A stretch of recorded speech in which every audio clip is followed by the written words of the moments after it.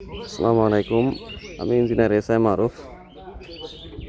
আজ আসছি নগরকান্দা ঈশ্বরদী একটা মসজিদের ছাদের রড চেক করার জন্য।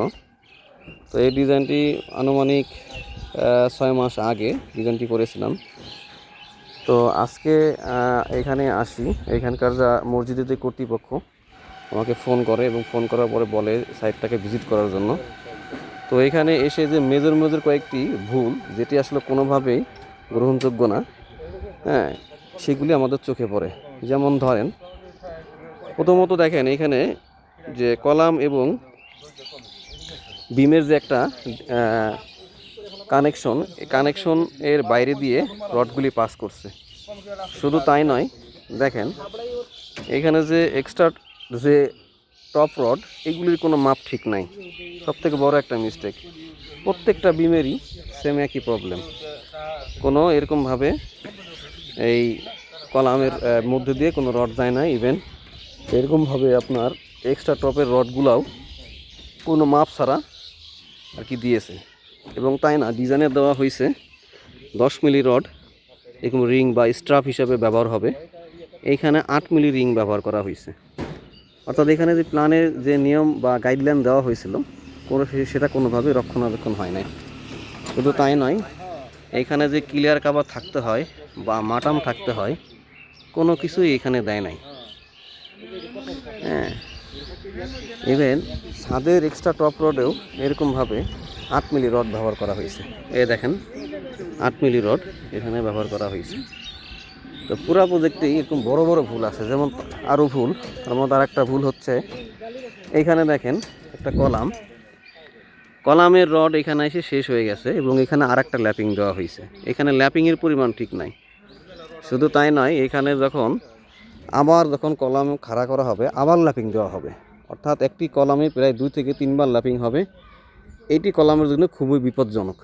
এতে কি হয়, কলামের রিইনফোর্সমেন্ট বেড়ে যায় এবং আগত শেয়ার থেকে শেয়ার ফেল করে, এই সমস্যাগুলি হয়। দেখেন ম্যাক্সিমাম কলামের ক্ষেত্রেই একই অবস্থা। ল্যাপিংয়ের যে ডিস্টেন্স বা হাইট মেনটেন করতে হয়, কোনোটারই ঠিক করা হয় নাই। হ্যাঁ, দেখেন আরও কিছু ভুল আছে, আপনাদের সামনে তুলে ধরতেছি। এইখানে দেখেন বিমের যে ল্যাপিং দিতে হয়, ল্যাপিংয়ের পরিমাণ ঠিক নাই। এখানে মোটামুটি 18 ইঞ্চি বা 20 ইঞ্চির মধ্যে দেওয়া হয়েছে।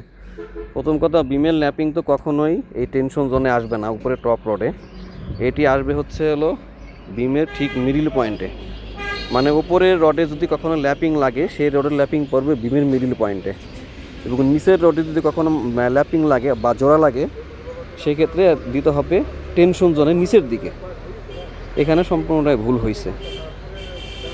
এরপর আরও কিছু সমস্যা আছে, আপনাদের সামনে তুলে ধরছি। যেমন ধরেন এইখানে কি করা হয়েছে, দেখেন এটা হলো একটা রড, কলামের মেইন রড।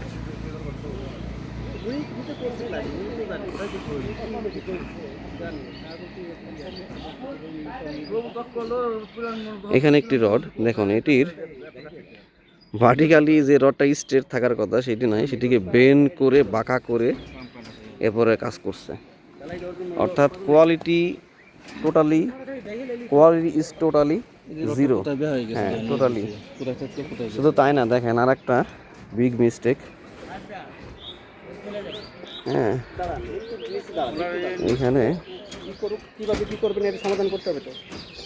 এখানে একটা বিম আছে।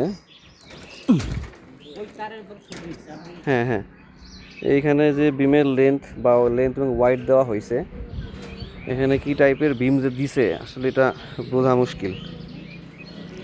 এখানে এই বিমটা ছিল না, সম্পূর্ণ মনমুর্জে একটা দিছে। তো এই সমস্ত বিষয়গুলি আপনার সাথে তুলে ধরলাম, এবং যখন ছাদের কাজ হবে অবশ্যই এই বিষয়গুলি খেয়াল রাখবেন এবং অবশ্যই ভালো লোক জনবল নিয়োগ দিয়ে কাজকে বাস্তবায়ন করবেন। ধন্যবাদ।